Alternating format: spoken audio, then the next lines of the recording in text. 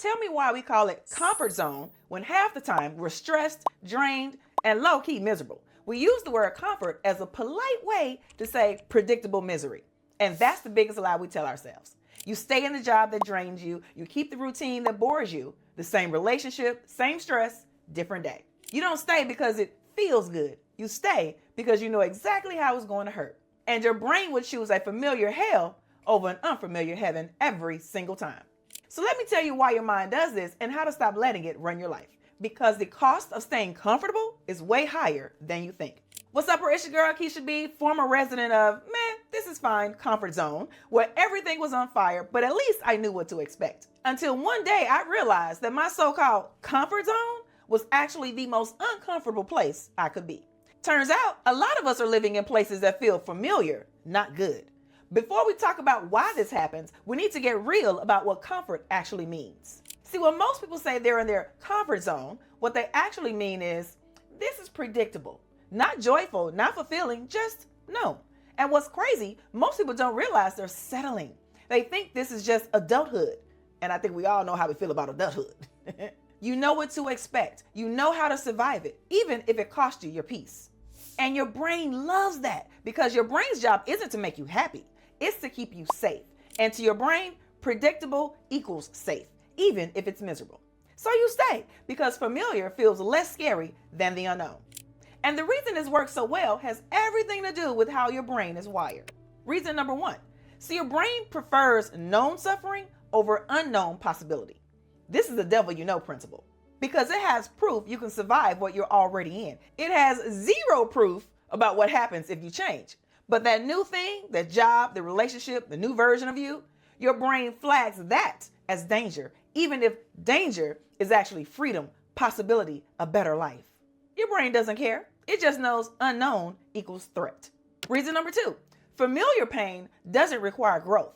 You've already adapted to your current life. You've built the coping mechanisms. You already know the moves. It might suck, but you've got a system. And change means learning new ones, new skills, new behaviors, a new version of yourself. And that learning feels uncomfortable. So your brain goes, let's just stay right here where we are. We already know the deal.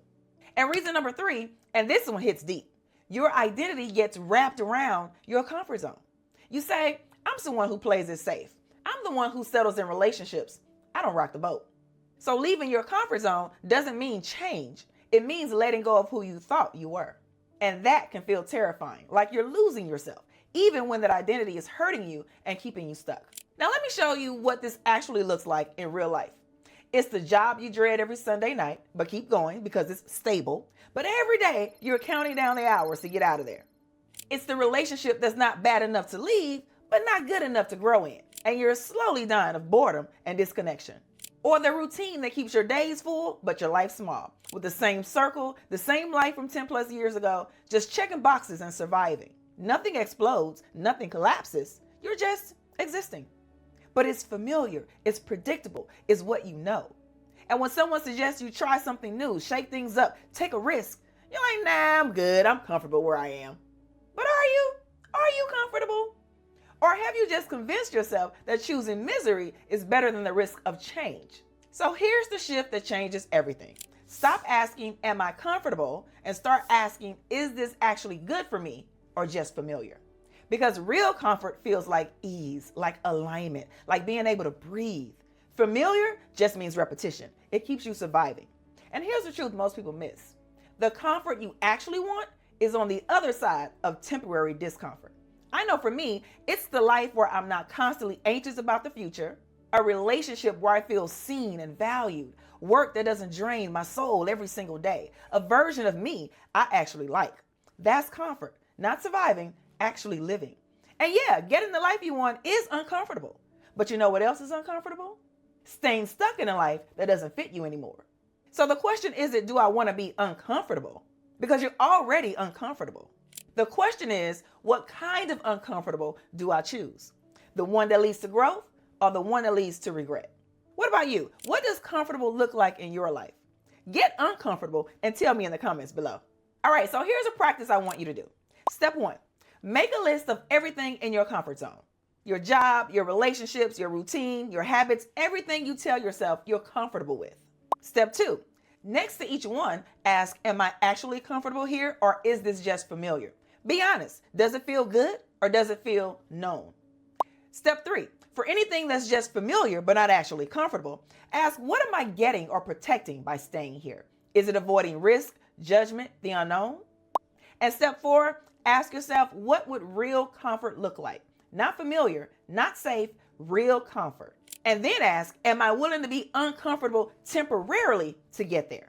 Look, I'm not saying you need to blow up your whole life tomorrow, but if you're sitting in your comfort zone, feeling anxious, drained, unfulfilled, or stuck, that's not comfortable. That's just familiar pain.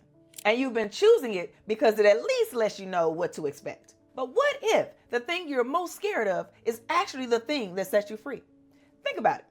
And hey, if you want support stepping out of the familiar and into actual comfort, join my free community. It's where we test, tweak, and transform our lives one micro experiment at a time. Links in the description below. And if this hit, do the YouTube love language. Like, share, and subscribe. It helps the channel, yes, but more importantly, it makes sure you don't miss what's coming next. Now, my fellow escaper, go be your own kind of different.